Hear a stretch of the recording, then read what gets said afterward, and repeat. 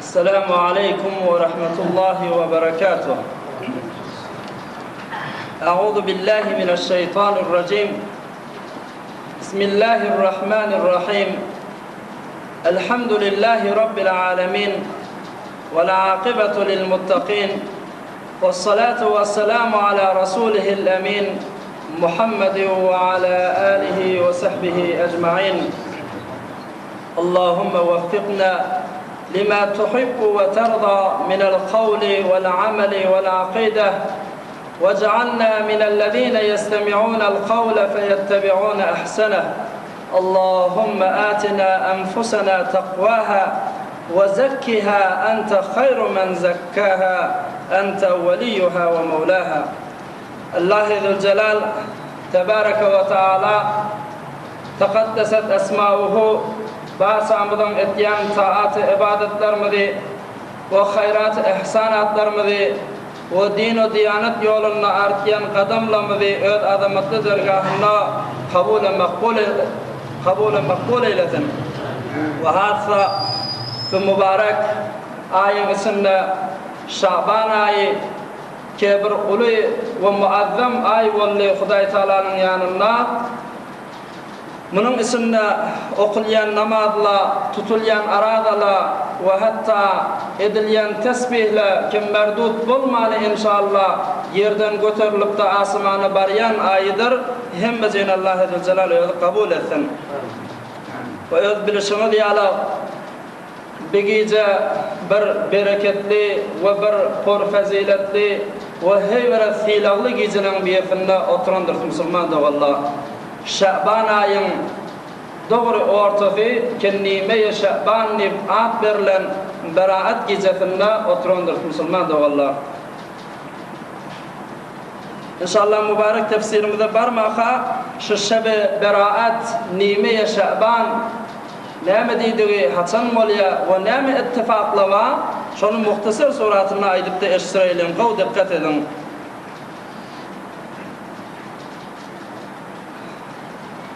Her bir adamın gerisinde iki ferişte var. Sağ gerisinde sevap yapayan ferişte, sol gerisinde de günah yapayan ferişte. Hemmemiz de biliyoruz. Defterinde öz defterlerine günah sevabı yazıp atıyorlar. Şol defterler yılla bir mahal evvel oluyor. O da şu giyceti. Asmandan jadid täze defter geliyor. Bulan ellerine ve bir yazılıp bulunan doğanan defterler yukarı götürülüyor. Aham yukarı götürülenden sonra defedeki memur olan ferişteler bir defterleri de yani tesbih diyen yalıp gözlep çıkıyorlar. Bu benden neme eden sevapları var. Bu benden neme eden günah işleri var. Ve sevaplarının haysileri kabul oluptur, haysileri kabul olmayıptır. Günahlarının haysi birinden sonra tövbe oluptur, haysi biri olmayıptır. Haysi biri kesiliptir, haysi biri kesilmeyiptir. Defteri amali şu emel namı defterleri bir berresi edip gözlep çıkılıyor. Ondan sonra görüyorlar ayabı benden sevabı ken mi? Veya da eden günahları ken mi? Eğer sevabı ken olsa defede bir olakon kitap bolmalı Müslüman doğullar ki birisi suada deyip yazılı, birisi de eşkıya deyip de.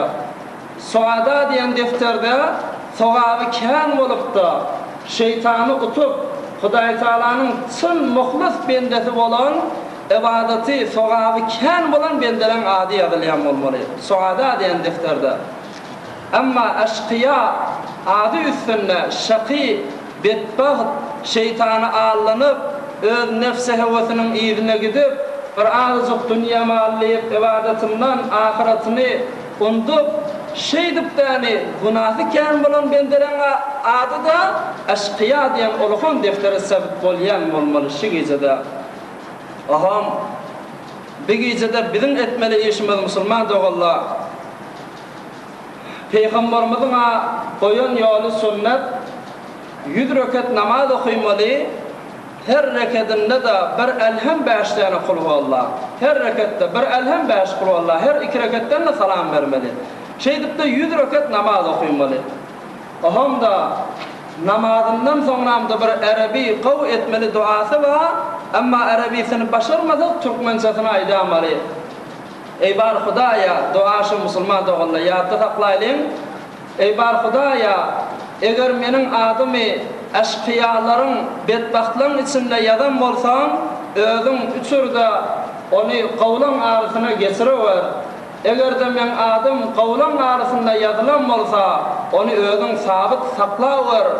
Son kesen öz Kur'an'da aytyan Hudaý Taala halan zatını üçürüp ayıryandır, halan zatını sabit koyyandır dep öz kitabında aytdım ey bar Hudaya. Şu duası şu. Her 2 rekattan sonra ihlas bilen şu duany etmeli ey bar Hudaya adım şu qawlan içinde yadılaverdim. Eğer 100 rekat başarılmasak 50 rekat, onu başarmasak 20 rekat, beter de onu başarmasak bäri başar 2 rekat lağır bir teberrüken şu namazdan okuyaylın dep de okuyup galaylın Müslüman da vallah. Baraylın mübarek tefsirimizde Sure-i Beyyinen 6-cı, 7-ci, 8-ci ahirki ayetlerin tercüme ve tefsiri. Karışan tilavet edip bera.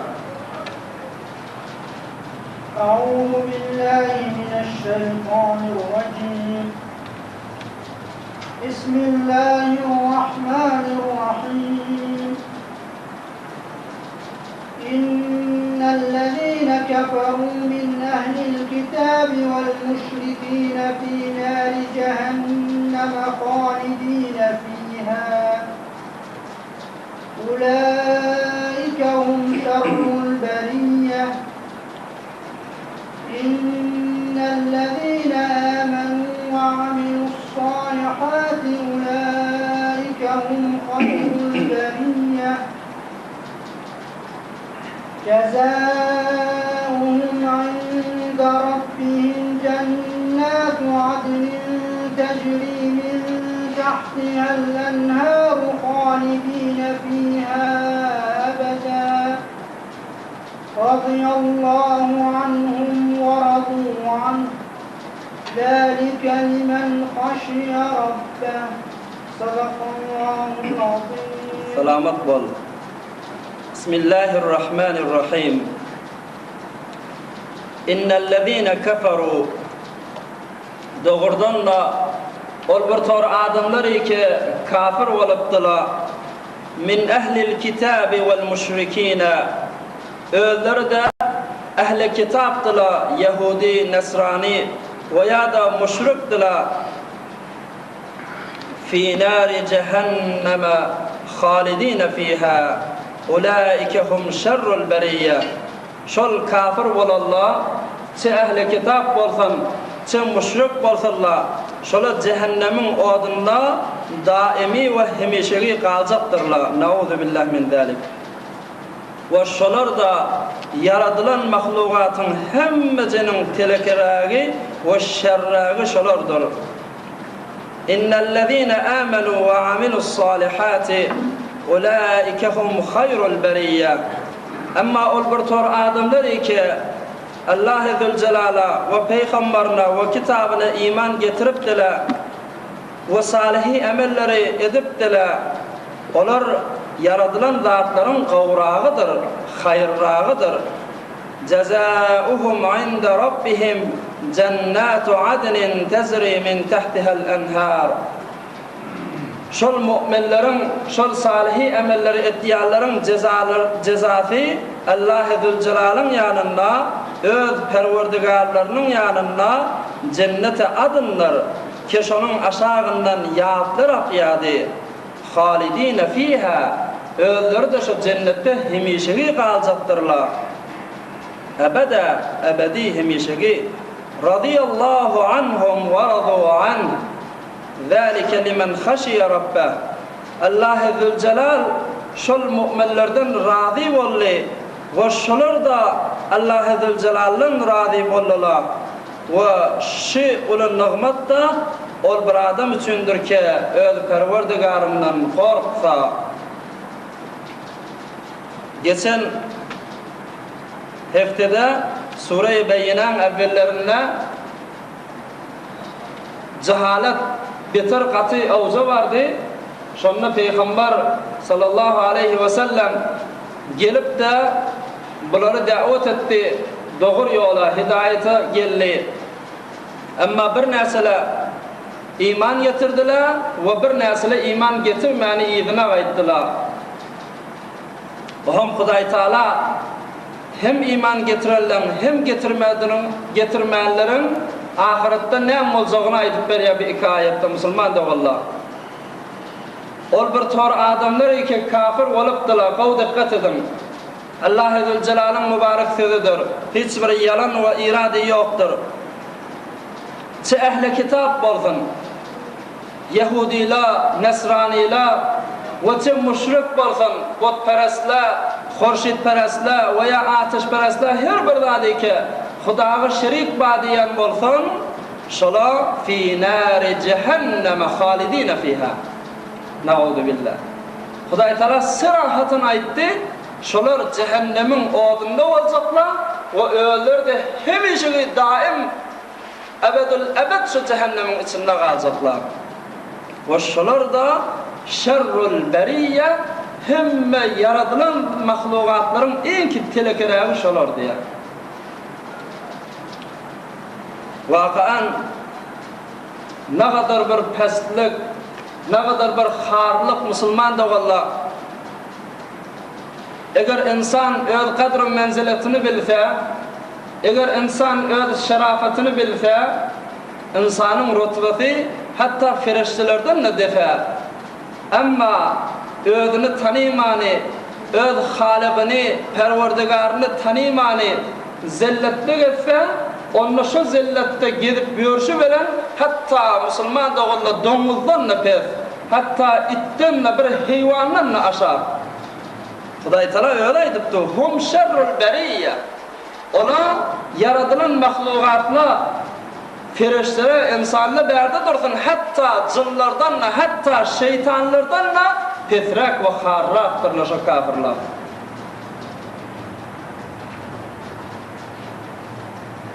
Hatta Huday Teala başka bir ayetinde ne diyor? Euzu billahi mineşşeytanirracim. İnne şerred devâbe indallahi es-summul bukmullezîne lâ yâkilûn. Qav tanıt ya, en ki yaradılan hayvanatların en ki telekesi Huday Teala'nın yanında ol bir tor adamlar ki es-sum kulağı kerdiler, el-bukum öller de düşünmeyen, düşünsüzdiler, ellezîne lâ yâkilûn akıllanmayadilar.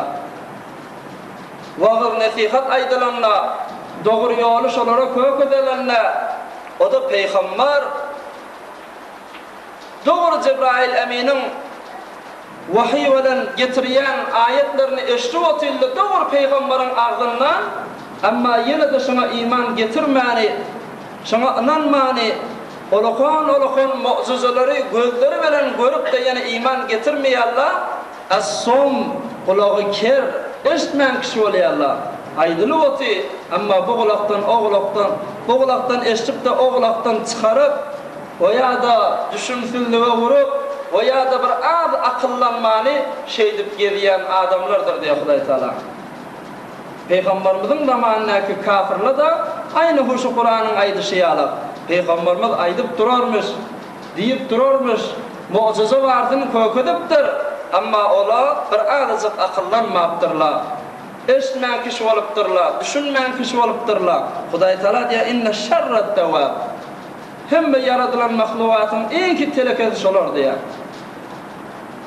Ohum ulamalar ayet şu zamanında da bir vaaz verilip durmağa, bir Müslüman doğanına bir nasihati edip duran vaktinde şunu eşitmeyen kişi olup da, düşünmeyen yalav edip de, şun kefin kabul etmese, şerrul beriyyeh bolyandır şolada.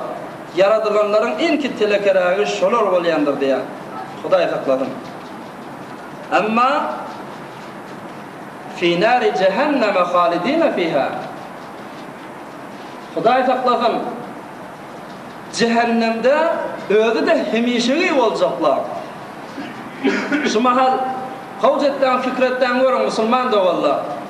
Şu mahal enki zayıfça o bir süwüşken çöpünü sen yapyan fakat şu bir kişicik çöp şol yanıp da tökönýänça şu odu däni elini odun üstüne sakla bir süwüşken odu bir zordanca od elini däni tä şu süwüşke yanıp bolýança saklap bolmaýar bir azıcık wagt. Amma ol cehennemin odu ki hemişe eştiwatymyz, bilwatymyz bu dünýäň näse ha beraber güýçli formasynda onun içinde de hemişe durmaly. Biz zayıf insan bir süwüşke saklanma, şu süwüşken ahir yanıp bolýança şoň odunyň üstünde el saklap bolmaýar. Ne formenni biz zayıf insan cehennemin oduna çydamaly. Şol kafirler Peygamberimizden bir mübarek uzak hadis waqy dikkat edin. Cehennemde bolanlarından sonra 1000 yıllap ahwa hatçykla musulman da walla. Aham başlan 40 yıllap 40 yıllap qıyğırıp da ay bağışla bar Hudaýa özüň afwady ber, günahymyzy geçeber.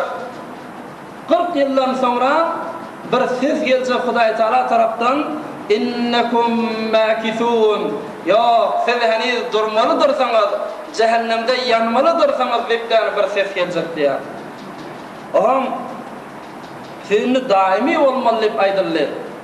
Buna cehennemin içindäki yanıp oturarlar, görmedik otlary, görmedik zezirleri, bunun içinde eybar Hudaýa diýerler. Rabbena akhrijna minha fe in udna fe inna zalimun. Eybar Hudaýa, sen birçe bizi bir çıkar cehennem içinden bir dünýä baraýly, eger öwürlükde ýene de günaha barsa, ýene de senden gaçyp da şeytanyň ýerine düşsek, onu biz özümiz zalim işlegimiz. Bir ejaza bersen eybar Hudaýa diýiljek. Şonda dünya iki mertebe aylanýan wagt formasynda şolara jogap berilmän duruljak. O adam üstünde bula yanjaklar, qyýgyrjaklar, ahwa hatjaklar. Ahirde da ses geljek ihsau fiha ve la tekallamun. Lal bolan keplemän diýen Hudaý Taala tarapdan ses geljek diýär. Aham cehennemin içindekiler hiç sesini çıkarıp da kepler bilecek diýerler. Keplecek bolsalar aynahu eşeň sesi ýaly. Dogry Peygamberimizin mübarek sözü şu musulman dogullar. Zafir we şahir. Aynahu eşeň sesi ýaly aňyryp durjaklar cehennemin içinde kepler bilecek diýerler. Tekellüm diýen gudraty olardan aýryljak.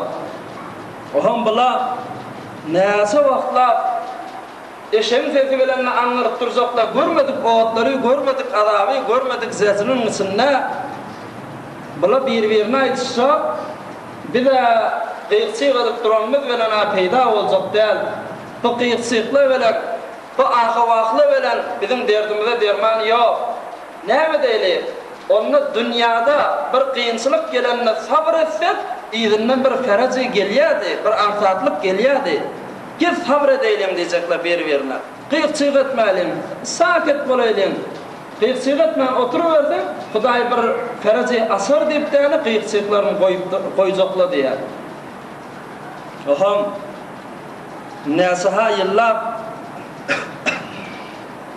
üstünden geçecek ama azap aslan hiç şartçı da ýeňlejek diýär olan üstünden.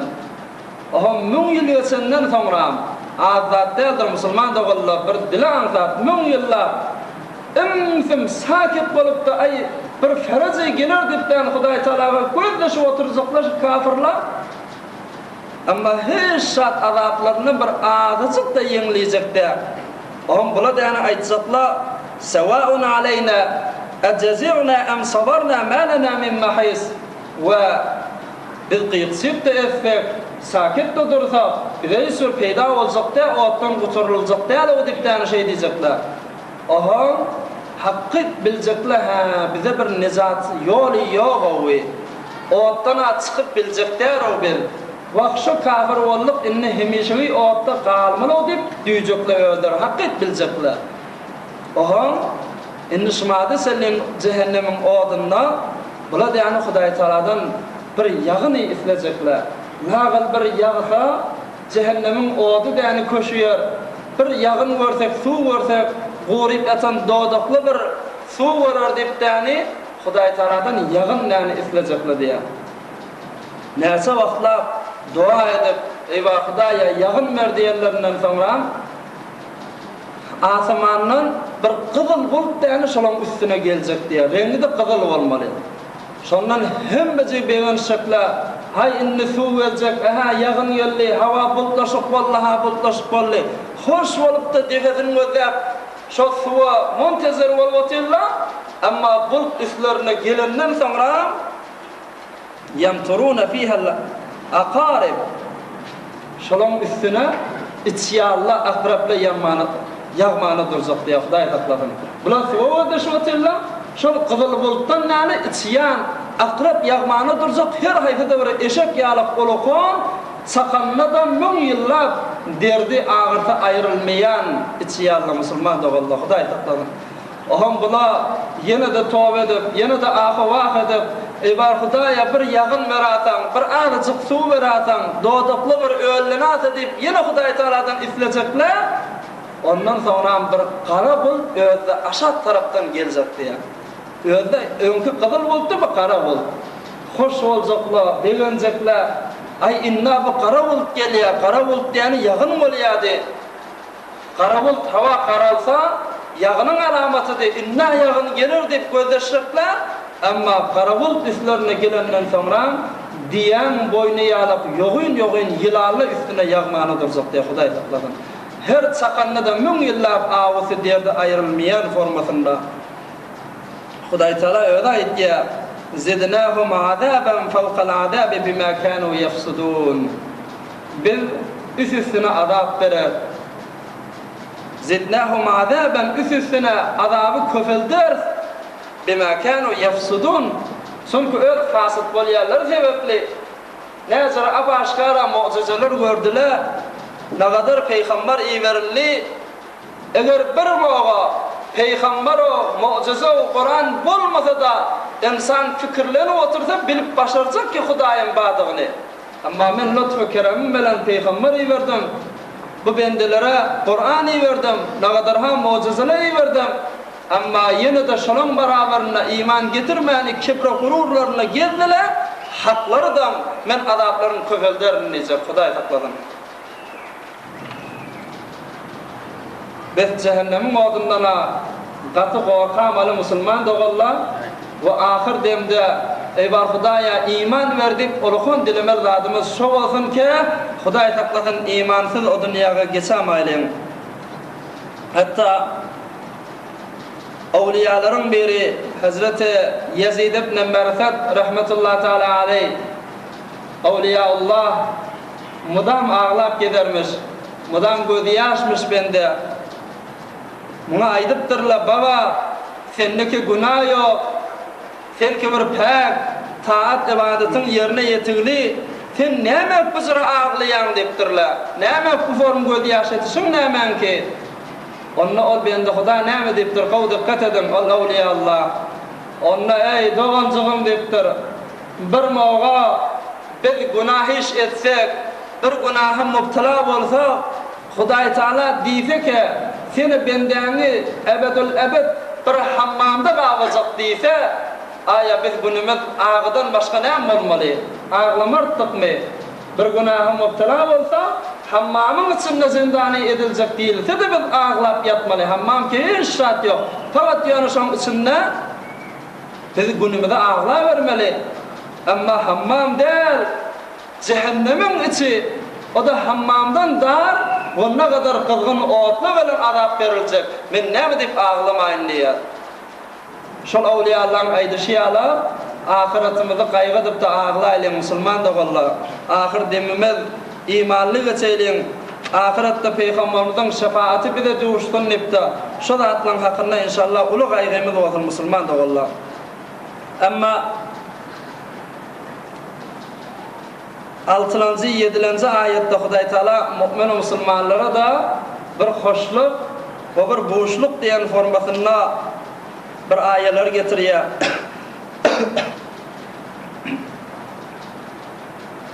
İnnellezîne âmenû iman getiren adamlar ve amilus salihat amal-i salihi namazı zayınna, aradatı zayınna, zekatı zayınna, hacı gitmeli olsa hacı zayınna, Müslümançılığı, ahlakı, hemsaye bilen gedişi, doğum bilen, inata oğul gıyda, hulasa din-u diyanet bilen yaşayan adamlar ulaike hum hayrul beriyye. Ola adamlar hemme yaradılan dadın en ki qavzıdır deyiptir Huday Taala. Elhamdülillah. Naqat bizim rütbe makamını yukarı battı Huday Taala. İman getirip amel salih ederler. Hemme yaradılanlardan ulu vesile gırrat deyip aytti. Hasan Basri rahmetullahi teala aleyh Awliyaullah şondan sonra aptırla Müslüman doğullu qav dikkat edin. Ve Huday Taala mümin bendelere amel salih etyen bendelere sın takva adamlara hayrul beriyye dedi. Hemme zattan qav dedi. Ehum hayrun minel melaike. Hiç laf firişteden de qavm deyip bir nefer sonra aptırha qav dikkat edin. Her kimin de kellesine gelen sual acaba da bir ovadan sonra Hasan Basri'den sonra aptırla. Huday Taala hayrul beriyye diye bir nefer imanı bağ olsa, amel salihiyeti bağ olsa hemme zattan qav deyip aytya ehum hayrun minel melaike. Şunu firiştelerden ağda qavm ayt deyip soraptır. Şonna ol buzurgvar näme cevap beripdir. Veylek ve enna ta'adulul melaike ellezine amenu ve amilus salihat. Hay näme deyip yan deyipdir. Nerede gelip yan? Heydi firişte dağı iman getiren adamı din olacak mı deyipdir. Firişte de aşağıda ahirin iman getiren amel salihin eden Hudayın dergahında ibadeta manlayını yerde koyan hiç ol adamının firişte din olacak mı deyipdir. Nerede gelip yan deyipdir. Biz insanın menzileti firiştelerden ne defa? O da näme deyip? İnsanı Huday Taala buyruk edipdir namaz okuy deyipdani. Amma firiştek buyruk etmeyipdir. Okuysa okuyamal, okuymasa okuymalı. Amma insanı Huday Taala buyruk edip, emredipdir, biz imtiyazını yukarı edipdir. Dila gafil ze subhani çe fayde, muti'e nefs-i şeytani çe fayde, Bobat kadre tu efzun az melaik tu kadre khud nemidani çe fayde. Acaba ovadan aydıptar. Kadr menziletimiz firiştelerden ne defa ha Müslüman da valla. İman ki elhamdülillah hemmemizde var. Şu amal-i salihini da kaim dursa bizim rütbe ve menziletimiz inşallah firiştelerden ne defadır Müslüman da valla. Ahirki ayet cezauhum iman getirip salih amelleri edipdirler, katı kıyınçılığı da düşüpdirler, meşakkata giripdirler, şu imanın içinde olayın, din diyanatın içinde olayın. Ve bu ayetya bu etçeğişima Hudayo dini diyanat qav görmeyen şekilde deyip de öz hayhuvesinden kaydıp kıyınçılıkta gedipdirler, indi şon bir cezatı padaşı var. Cezauhum şolon padaşı cezatı عند ربهم Hudayının yanında cennet-u adn. Adn cennetler var ki tecri min tahtiha'l enharu halidin fiha abada. Elhamdülillah. Bir cennetler ki aşağından yaplı akıptı, öldür de hemişeki ebedi şon içinde yaşayacaklar. Hiç ölme yok, yitme yok, karrime yok. Cennetin içinde de yaşamalı formamız Müslüman doğullar. Hemmemize Huday Taala nasip etsin şovulları. Her bir adamın fark etmeyece erkek bolsun, çerdenana bolsun, yaşları, senleri Hazreti İsa ala nebiyyina ve aleyhissalatu vesselam'ın yaşında olmalı. O da 33 yaş. Adamın bir kuvvetli, minni birin vakti 33 yaş. Cennette de çı zenan, çı merdan hemme kiş 33 yaşta olmalı. O ham da heykel taraftan, kat taraftan da hemmemiz Hazreti Adem ala nebiyyina ve aleyhissalatu vesselam hemmemizin atamız şon dani heykeli yalıp olmalı, boyu yalıp. O da ki 60 ger ki 30 metre oluyor. Her kimin boyu 30 metre olmalı cennetin içinde. Oham cennetin içindeki adamlarda bir oğdanlık olacak, bir zinet olacak, bir yaktılık olacak. Hatta Peygamberimizin öz aytgan mübarek sözü Müslüman doğalla bir adam öz yüzünü, öz çehresini, zinanasının yüzünden gözlep bilecek.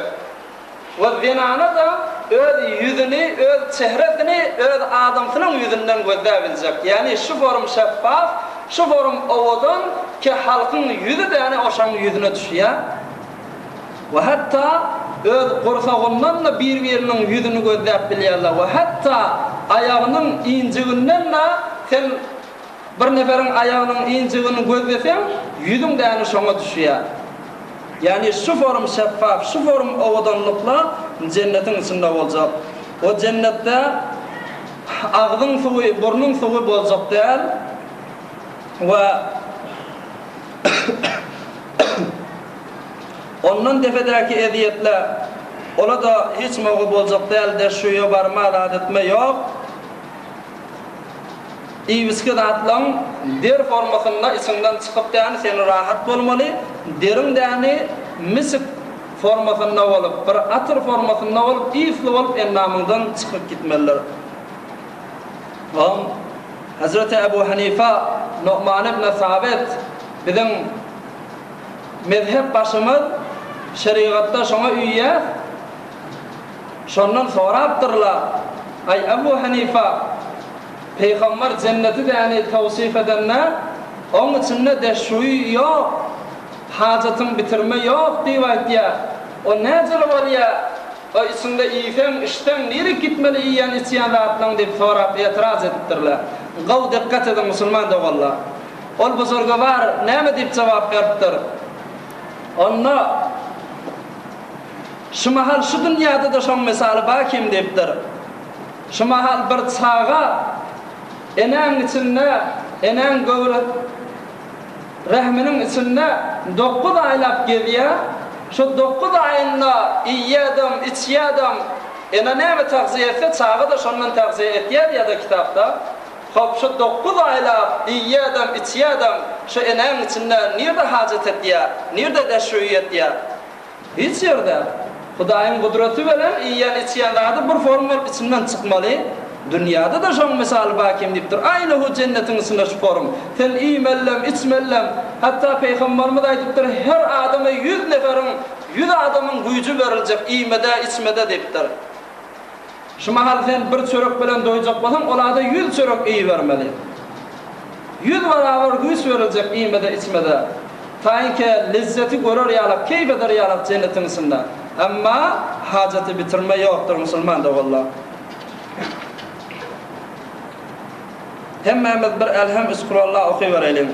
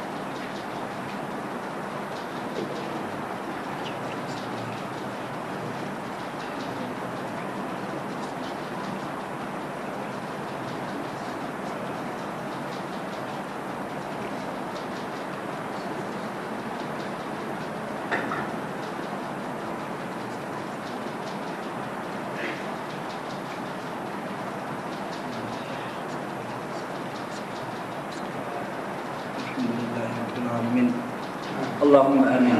اللهم آمين يا رب العالمين. اللهم آمين. مشكل بعد والله والمرسلين حقنا دعاء دورا. آمين آمين يا الله يا رب العالمين.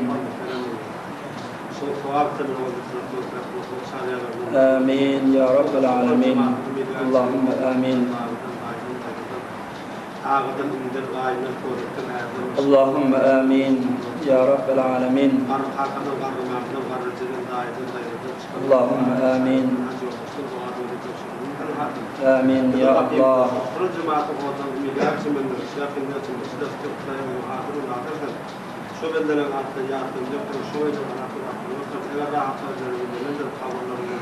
اللهم آمين. شكرا الختم الشريف للطواب دم شو هم يقولون الله يغفر لهم وطا يقطع الشيء جابوا المطلب قبل الجمهور جابوا المطلب قبل البلد هذا ولا تجيز ولا بقدر تمشي بالدعاء المسؤول وطا يا مشكلة هذا من المشروع هذا اللهم آمين. مريض لم تدخل حول من أبناء الشفاء كامل وطا يقول ولا كنا حكمنا لا يغفر ولا خلاص آمين. لا يقدر وطا ولا تكثر بعد خير كل خير ما اللهم آمين. لا يقدر وضغط المصير وتشتكي الأخطاء آمين.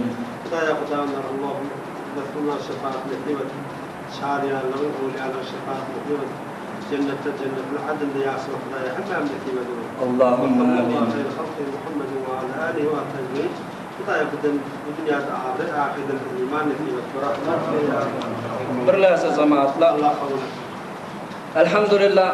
شفورم برنامج her hafta ravaş tapıp her hafta boluptu. Hudaý talamyň dawamyna, muň bereketine özüdäni bereket goşup bartyn, dawam berip bartyn. Size başardyňyzdan owa garyndaşlarymyz bolar we başga ýakyndaşsyn owala, familla, garyndaşlar bolar. İnşallah şolary dini diýanat bir özüňiz görüp otyňyz elhamdülillah gowy bernamylar, gowy gurrunlar aýdylypdy, diýilipdi. Ola da boş kalmar ýalyk we olaň da hidayetine sebep bolarmy ýalyk inşallah elinden tutawerelim. Bir şeýle nime Şabanmyş gelen hemmämiz bir iki rekat nafil namaz okuýalyň. Ondan sonra inşallah hemmämiz üýşüpde bir dua edelim. Belkem Allah hemmämiziňe inşallah adymyz suadalaň içinde, gowlaň içinde ýazylandyr. Ýazylmadykda bolsa Hudaý Taaladan dilesek, Hudaýyň özü bu jemaatyň hormatyna biziň adymyzy gowlaň arasyna geçirip ýaza bartyn. Hemmämiz bir iki rekat nafil namaz okuýalyň.